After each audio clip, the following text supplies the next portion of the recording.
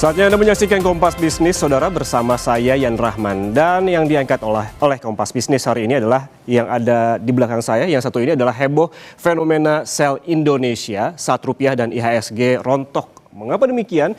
Karena saudara, investor global dilaporkan tengah kehilangan kepercayaan terhadap Indonesia. Hal ini tercermin dari jatuhnya pasar saham Indonesia dengan laju penurunan yang tercepat di dunia dan anjloknya nilai tukar rupiah yang terus-menerus jatuh ke level terendahnya sepanjang sejarah. Lalu dari mana awalnya fenomena sell Indonesia ini jadi ramai diperbincangkan oleh investor global? Kita lihat data. Ya, saudara, seruan sell Indonesia bermula dari ungkapan George Boburas, kepala riset di hedge fund K2 Asset Management yang dikutip dari Straits Times. George bilang bahwa the big trend in Asia is sell Indonesia. I have zero exposure to Indonesia. I won't give them an opportunity. Ini yang artinya, saudara, perdagangan besar di Asia saat ini adalah jual Indonesia, begitu dalam tanda kutip. Saya memiliki no exposure ke Indonesia dan saya tidak akan memberikan mereka kesempatan. Saudara, ini perlu diketahui bahwa K2 Asset Management yang mengelola sekitar 4,3 miliar dolar Amerika Serikat. Sebelumnya telah puluhan tahun berinvestasi di Indonesia dan akhirnya memutuskan keluar sepenuhnya dari pasar Indonesia pada tahun 2024. Sementara itu, saudara, kekhawatiran akan ketidakpastian politik datang dari Yuswan Tang, kepala strategi suku bunga dan juga valuta asing Asia di JP Morgan Private Bank Hong Kong. Yuswan bilang bahwa domestic political uncertainty is a typical emerging market risk that global investors tend to react to by staying on the sidelines until predictability re-emerges. We still advise caution at this stage. Ini artinya ketidakpastian politik domestik adalah risiko tipikal di pasar berkembang dan investor global cenderung menunggu sampai ada prediktabilitas kembali. Kami masih menyarankan berhati-hati pada tahap ini. Dan saudara, Menteri Keuangan Purbaya Yudi Sadewa pun merespons soal sell Indonesia yang disorot media internasional dan juga investor global. Purbaya bilang fenomena sell Indonesia belum tentu menggambarkan kondisi ekonomi nasional secara utuh. Purbaya bahkan menyinggung jika salah satu tulisan yang dimuat media internasional tersebut tidak sepenuhnya memahami kondisi ekonomi Indonesia. Berikut pernyataan lebih lengkap dari Menteri Keuangan Purbaya Yudi Sadewa. Salah satu penulis mungkin yang nggak tahu keadaan Indonesia seperti apa. Ketika makanya kemarin saya sengaja percepat itu APBN kita untuk memperlihatkan ke pasar bahwa kondisi fiskal kita baik, ekonomi kita juga cukup kuat, sehingga nanti lama-lama sentimen negatif itu bisa hilang. Jadi teman-teman investor, tolong lihat lebih detail, pahami kondisi ekonomi kita seperti apa. Yang saya bisa katakan sekarang adalah fiskal bagus, ekonomi masih bagus, kepemimpinan Bapak Presiden masih cukup kuat untuk memastikan semua berjalan sesuai dengan strategi pembangunan Bapak Presiden. Namun saudara, tergerusnya kepercayaan investor global tercermin dari kinerja indeks harga saham gabungan yang ambles dalam 35,30% sejak awal tahun 2026. Kita lihat data, saudara. Nah, ini dia kinerja IHSG 2026 secara year to date, di mana saudara di terakhir penutupan perdagangan di Jumat pekan lalu IHSG terpantau ambles ke 5.594. Kemudian kalau kita review lagi sejak awal tahun 2026 dan waktu pertama kali diperdagangkan pada 2 Januari. Pada penutupan perdagangan kali itu IHSG masih berada di 8.748. Bahkan di tanggal 19 dan juga 20 Januari terpantau IHSG berada di level puncak di 9.000-an. Dan terus mengalami tren penurunan hingga akhirnya ambles sebesar 35,30% ke angka yang saya sebutkan tadi, 5.594. Dengan data ini saudara, IHSG resmi jadi indeks dengan kinerja terburuk di dunia. Sekali lagi, di dunia sepanjang tahun 2026 dari sekitar 90 indeks global. Lalu seberapa besar dana asing yang menguap dari pasar saham Indonesia? Kita lihat data. Ya saudara, dalam satu hari saja pada perdagangan Jumat pekan lalu, aksi jual asing ini terpantau keluar senilai 3,73 triliun rupiah. Ini dalam satu hari saja pada 5 Juni 2026.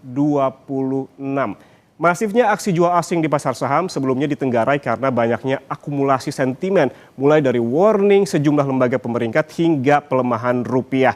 Nah, kalau kita lihat lebih jauh lagi sepanjang tahun 2026, tepatnya dari Januari begitu, uang asing yang keluar dari pasar saham Indonesia ini sudah melampaui 57 triliun rupiah. Nah, kita lihat bagaimana nilai tukar rupiah saudara terhadap dolar Amerika Serikat di data selanjutnya. Ya, terpantau dari awal tahun 2026, saudara, hingga perdagangan Jumat pekan lalu, rupiah rontok sebesar 8,13%. Ini dengan rincian pada 1 Januari di data Bloomberg pada perdagangan di pasar spot, rupiah masih berada di level 16.687 pada penutupan perdagangan 1 Januari. Kita lihat ini trennya begitu dari grafiknya ini terus meningkat, yang artinya rupiah terus melemah hingga melewati beberapa kali level psikologis dan posisi terlemahnya sepanjang masa, hingga akhirnya pada perdagangan Jumat kemarin rupiah ditutup di angka 18.036 pada 5 Juni 2026 di pasar spot. Rupiah menjadi ekspresi paling jelas dari kekhawatiran pasar, saudara. Konflik Timur Tengah dan juga harga energi yang tinggi memperburuk sentimen eksternal. Selain itu, tekanan juga meluas ke pasar obligasi. Investor asing telah mengurangi kepemilikan obligasi pemerintah Indonesia sebesar 86 triliun rupiah, sekitar 9% sejak Agustus lalu. Dan saudara, seberapa besar fenomena sell Indonesia ini akan memukul pasar keuangan Indonesia? Strategi apa yang perlu dilakukan oleh pemerintah untuk menjawab fenomena yang beredar luas di kalangan investor global ini? Kita bahas usai jeda, tetap bersama kami di Kompas Bisnis.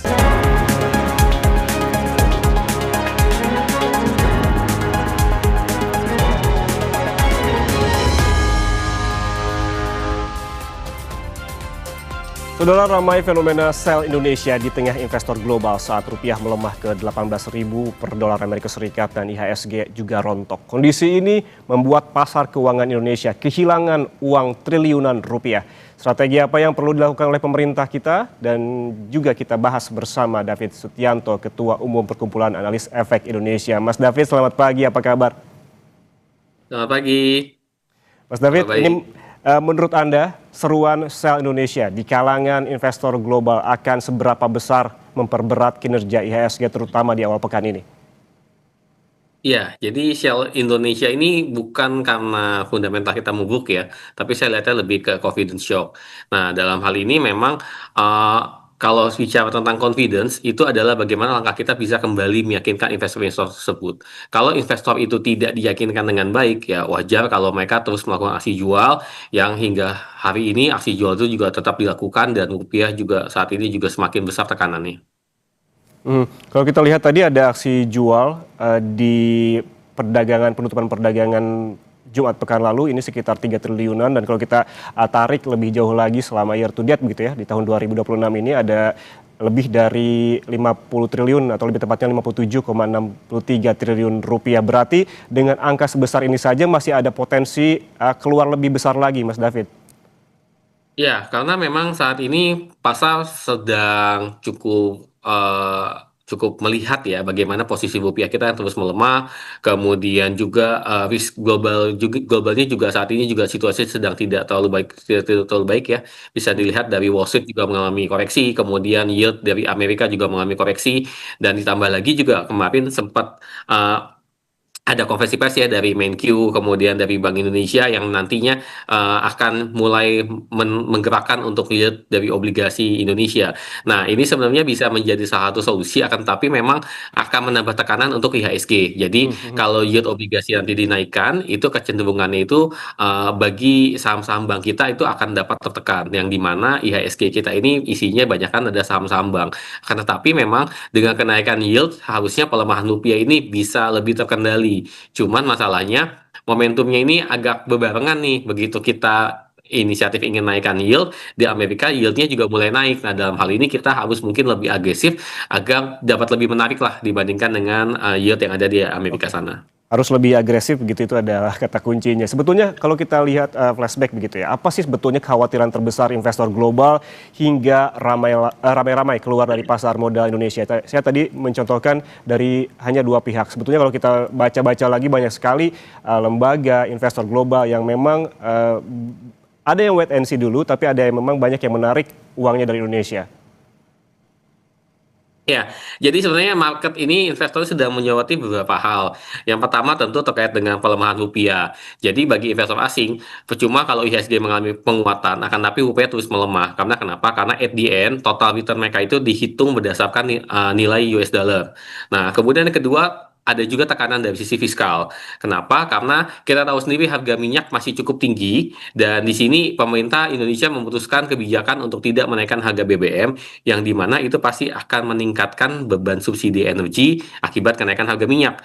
Nah, kemudian selanjutnya ada kekhawatiran juga mengenai konsistensi dari kebijakan. Jadi pemerintah ini cukup banyak mengeluarkan kebijakan baru yang sebenarnya sifatnya positif dan bagus, akan tetapi ini dianggap sebagai inkonsistensi dari kebijakan yang ada. Jadi dalam hal ini banyak yang disoroti mulai dari rencana belanja pemerintah, subsidi BBM, terkait juga dengan kinerja dari bank sentral kita, transparansi pasar modal kita, dan juga rencana sentralisasi ekspor komoditas strategis kita. Ini Anda menyebutkan tekanan fiskal tadi, juga ada konsistensi kebijakan dari pemerintah. Disebutkan ini juga bahwa dipicu agenda populis dan juga intervensi dari pemerintah yang juga Anda sebutkan tadi. Kita ambil contoh lah salah satunya dari sekian banyak yang tadi Anda sebutkan. Terkait dengan ekspor sumber daya alam satu pintu melalui DSI. Ini kan tujuannya sebetulnya baik untuk menyelamatkan devisa negara dari praktik-praktik under invoicing. Mengapa ini juga memicu sentimen negatif di mata investor global menurut Anda? Ya, karena sebenarnya tujuannya pun baik ya, karena dalam hal ini juga nanti rencana dalam targetnya ini bisa meningkatkan untuk pendapatan negara, menghapus under invoicing yang sudah terjadi selama bertahun-tahun. Tapi mungkin karena dalam proses eksekusinya ini tidak terlihat cukup matang. Di antaranya adalah badan ini baru dibentuk, kemudian dari tanggal 1 Juni kemarin sudah mulai operasional, ada masa transisi, kemudian juga cukup banyak kesimpang siuran informasi yang ada, misalkan apakah nanti mereka akan mengutip fee atau tidak, kemudian mekanismenya bagaimana, dan bagaimana juga terhadap kontrak-kontrak existing jangka panjang yang sudah terjadi. Nah, itu skemanya akan seperti apa. Nah, hal-hal semacam inilah yang perlu segera diklarifikasi agar investor melihatnya lebih konsisten gitu. Kalau sekarang banyak pandangan yang menganggap, oh ini kebijakannya ini bisa ada kebijakan baru yang berdampak signifikan yang mereka tidak bisa antisipasi. Padahal yang namanya investor itu ingin semuanya itu punya kepastian. Artinya mereka ingin, kalau bisa mereka ingin bisa memproyeksikan atau memprediksi bagaimana Indonesia bergerak untuk 5 tahun ke depan misalkan. Nah, kalau tiba-tiba di tengah jalan ini ada perubahan regulasi yang cukup signifikan, itu pasti akan menimbulkan shock, dan itu akan selalu kita bisa melihat dari masa lalu, setiap kali ada regulasi yang berubah dan sifatnya cukup signifikan, marketnya pasti shock. Nah, dalam hal ini di tengah situasinya sudah tidak menentu, kita menambah ketidakpastian lagi, dan itu sebabnya pasar bertindak cukup defensif. Di antaranya adalah asing mulai mengurangi posisi di Indonesia.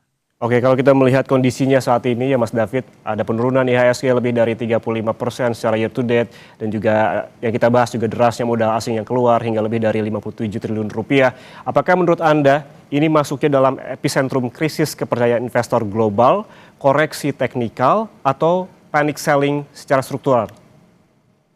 Ya, kalau kita bilang ini koreksi sementara, tidak, karena sifatnya sudah cukup signifikan ya, sudah 35% turun dari level tertingginya. Kemudian juga kalau kita lihat dari tren pelemahan, biasanya itu IHSG itu 3 hari melemah, 1 hari itu ada rebound.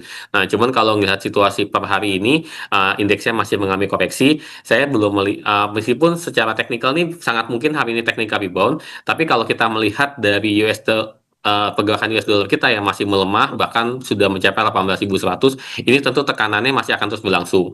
Nah, kapan tekanan ini akan berakhir? Tekanan ini akan bisa berakhir kalau misalkan pemerintah bisa memastikan risk premium yang diberikan oleh investor asing ya. Jadi kan kalau masuk investasi itu ada yang namanya risk premium. Nah, ini bisa dipenuhi dengan imbal hasil yang cukup memadai. Nah, dalam hal ini pemerintah tentu harus bisa memberikan mungkin stimulus terhadap bagaimana market ini bisa bergerak, kemudian juga bagaimana terhadap penjagaan stabilitas dari nilai tukar kita. Jadi kalau dua hal ini bisa dilakukan dan dijalankan dalam minggu ini, harusnya aksinya mungkin bisa segera mereda gitu. Oke, ada stimulus yang diperlukan agar market market bergerak. Tapi kalau kita menyinggung hal lain yang jadi concern investor global, Mas David, ini ada soal MSCI yang juga disinggung. Ada kekhawatiran downgrade dari emerging market ke frontier market. Apakah kekhawatiran ini menurut Anda beralasan?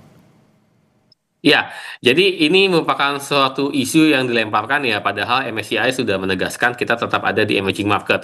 Sebenarnya bukan masalah status frontier atau emerging market, yang jadi concern utamanya saat ini adalah MSCI itu mengurangi bobot weight investasinya terhadap Indonesia, dan pengurangan bobot ini tentu pasti akan menyebabkan yang namanya capital outflow, karena yang tadinya mungkin bobot kita ini sekian persen dari total investasi MSCI sekarang semakin menurun. Nah, terkait dengan statusnya, saya rasa kita tetap akan berada di emerging market karena market Indonesia terlalu besar untuk di downgrade ke frontier. Akan tapi jangan senang dulu ya, biarpun tetap di emerging market. Kalau bobotnya terus dikurangi, kita tidak bisa mencegah capital outflow pasti akan terus terjadi gitu. Jadi dalam hal ini adalah bagaimana nanti bisa ada emiten-emiten yang baik, yang bagus, yang bisa menggantikan emiten-emiten yang baru saja dicoret dari indeks MSCI itu sendiri. Jadi ini yang sedang kita nantikan, karena kemarin MSCI juga cukup besar ya, menghapus hingga 6 emiten dari indeks MSCI-nya, 6 emiten kita, sehingga tekanan jual ini terus berlangsung di IHSG. Oke, banyak sekali narasi-narasi, sentimen-sentimen, dan juga rumor begitu yang menekan laju IHSG. Namun kita bisa bedakan mana yang rumor sebetulnya, dan ada juga informasi yang dibekali oleh data. Salah satu yang jadi perbincangan juga adalah Mas David terkait dengan IHSG menjadi indeks dengan kinerja paling buruk di dunia pada pertengahan tahun 2026 ini. Dengan data ini artinya menjauh drastis dari tren rata-rata pasar emerging markets. Dengan fakta ini juga, Mas David, apa sebetulnya risiko terbesar bagi pasar saham Indonesia? Iya, tentu ini dua sisi ya, bagi investor yang mungkin risk seeker ya, mereka melihat potensi. Biasanya market yang terkoreksi ini merupakan kesempatan bagi mereka untuk membeli saham-saham dengan harga yang cukup murah.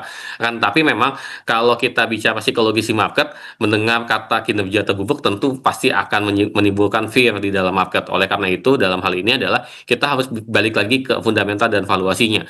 Kalau memang saat ini kita melihat indeks sudah turun 35%, kemudian saya juga sudah melihat cukup banyak saham-saham yang sudah murah secara valuasi, itu mungkin bisa jadi incaran kita nanti. Cuman kapan masuknya, saya melihat apabila nanti rupiah sudah mulai tenang, sudah mendapatkan titik equilibrium terbarunya di rupiah, baru mungkin IHSG bisa berangsur-angsur bisa mengalami penguatan gitu. Oke, kalau kita tarik secara sederhana, sebetulnya apa sih, Mas David, yang perlu dilakukan oleh retail terutama di tengah-tengah kepanikan ini? Kondisi saat ini sebetulnya adalah, menurut Anda adalah potensi, atau sebetulnya kayak tahan dulu lah karena masih berisiko tinggi? Iya, jadi bagi investor di Indonesia dalam 1 sampai 4 minggu ke depan ya, mungkin sampai di bulan Juli, pasar ini masih akan sensitif terhadap 3 hal. Yang pertama adalah arah rupiah, kemudian terkait dengan yield obligasi baik di US maupun di Indonesia, dan juga yang ketiga ini yang kita nantikan adalah respon kebijakan secara domestik. Apabila rupiah masih bertahan di atas 18.000 dan cenderung masih melemah, ini biasanya IHSG pasti tetap akan mengalami tekanan. Tapi apabila nanti BI dan juga Kemenkyu dalam koordinasi KSSK ini berhasil menstabilkan rupiah dan yield domestik kembali inflow, maka technical rebound itu akan kembali terbuka, dan nanti kalau sudah rebound mungkin IHSG bisa kembali ke level 6.000, dan disitulah kesempatan kita untuk bisa masuk. Jadi dalam hal ini kita harus lihat secara jangka pendek market kita masih volatile. Kita harus lihat apabila nanti rupiahnya sudah mulai terkendali, kemudian juga investornya sudah mulai masuk kembali, nah inilah kesempatan kita untuk bisa masuk ke dalam IHSG. Oke, berarti ada beberapa hal yang perlu diperhatikan terkait dengan rupiah, yield obligasi, dan juga respon dari kebijakan pemerintah. Tadi Mas David sempat beberapa kali menyinggung terkait dengan sektoral, begitu termasuk big banks. Ini kalau kita lihat kan ini terkoreksi lumayan dalam begitu dan jadi pemberat dari IHSG.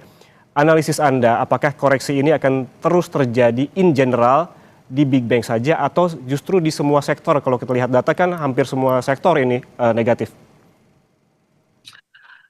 Iya, aksi jualnya memang merata di semua sektor. Akan tetapi biasanya kalau terkait dengan kebijakan ekonomi, biasanya sektor-sektor terkait perbankan ini yang biasanya paling cukup berdampak ya, karena pelemahan nilai tukar, kemudian juga kenaikan yield, ini pasti akan berdampak terhadap sektor perbankan sendiri. Meskipun memang secara luas dampaknya ini hampir ke seluruh sektor.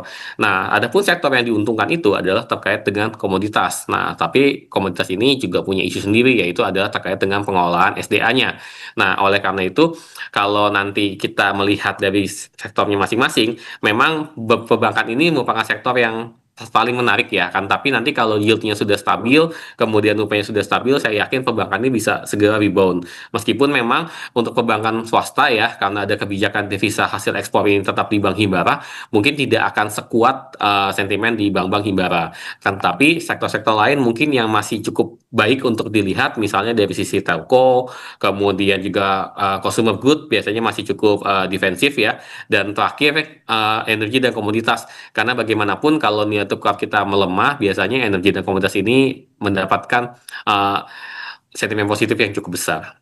Oke, artinya sangat perlu diperhatikan begitu dari sisi sektoral juga, bahwa di tengah pelemahan IHSG ada beberapa sektoral yang kemungkinan gitu ada potensi untuk positif gitu, termasuk tadi di komoditas. Terima kasih David Sutianto, Ketua Umum Perkumpulan Analis Efek Indonesia, atas penjelasannya bersama kami di Kompas Bisnis. Sehat selalu, Mas.